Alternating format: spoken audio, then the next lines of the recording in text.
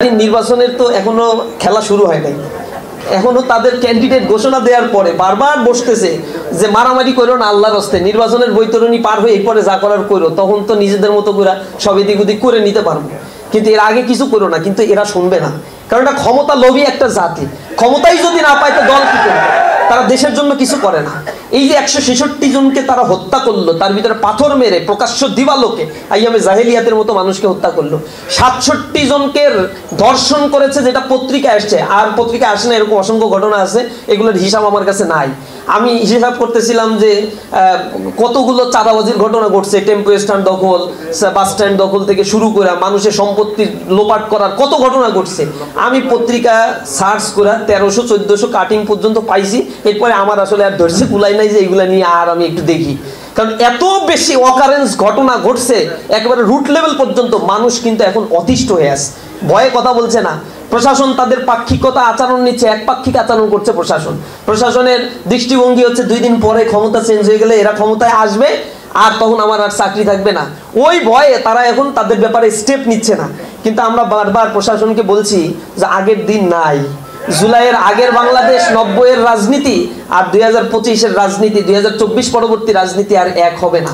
সুতরাং টিকে থাকতে হলে তোমাকে মানুষের মতো আচরণ করতে হবে। তুমি আগের মতো ফ্যাসিবাদী আচরণ করবা।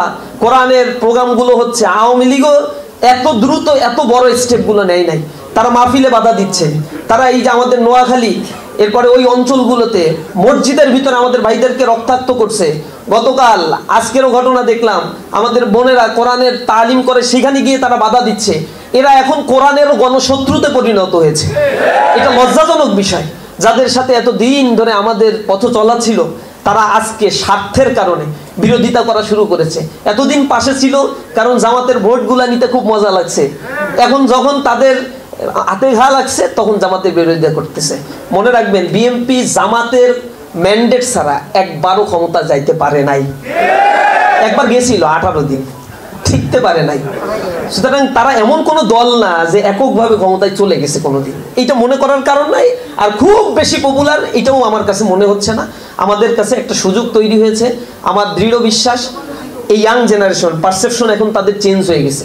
যত বেশি শিক্ষিত মানুষ, তারা এখন তাদের ওপেন আই দিয়ে তারা দেখতে পাচ্ছে যে আসলেই এই দেশের জন্য কারা কল্যাণ করেছে। চেতনার ট্যাবলেট খাওয়ানোর পরে মানুষকে আর মানে ঘুম পড়িয়ে রাখা যাবে না। এখন আর চেতনাকে অনেক বিক্রি করছে, আওয়ামী লীগ বিক্রি করছে, ওই একই চেতনার ব্যবসা আবার তারা শুরু করছে। তা আমরা, তারা যা বলুক না কেন, আমরা বলি উহারা প্রচার করুক হিংসা বিদ্বেষ আর নিন্দাবাদ, আমরা বলিব সাম্য শান্তি এক আল্লাহ জিন্দাবাদ। আমরা আমাদের এজেন্ডাগুলো নিয়ে মানুষের কাছে এখন মানুষের কাছে একটু পৌঁছাইতে হবে। আপনি যদি এই মানে ঢাকায় বৈশা আর এই 2-1টা মিটিং সিটিং করে ফেসবুকে পোস্ট আর কমেন্ট লেখা সুবহানাল্লাহ আলহামদুলিল্লাহ পড়ে মনে করেন যে কি হাইপ উঠছে, এমনিই তো জিতে যাব, এরকম আত্মতুষ্টি কিন্তু আমাদের পরাজয়ের বড় একটা কারণ হয়ে যেতে পারে। সুতরাং আমাদেরকে কাজ করতে হবে। ঢাকায় বসে আমি একটু তালিকা করি যে আমার অধীনস্থ অন্তত 500 লোকের সাথে কন্ট্যাক্ট করব, পার্সোনাল সম্পর্কের কারণে তার কাছে আমি এই দাঁড়িপাল্লার মেসেজটা একটু পৌঁছানোর জন্য চেষ্টা করব। এটা আমার জন্য একটা কাজ হবে ঢাকায় যতদিন থাকি। এরপরে ময়দানে গেলে তো আমি কাজ করবই। আমাদের চরিত্রগুলো, ইসলামের বিধানগুলো যদি মানুষের কাছে বোঝানো যায়, এটা কোশ্চিনকালেও সম্ভব না একটা মানুষ ইসলামের বিধান জানার পরে ইসলামের বিধানের ব্যাপারে বিরোধিতা করতে পারে, এটা কোশ্চিনকালেও সম্ভব না। কারণ এটা আল্লাহ প্রদত্ত একটা বিধান।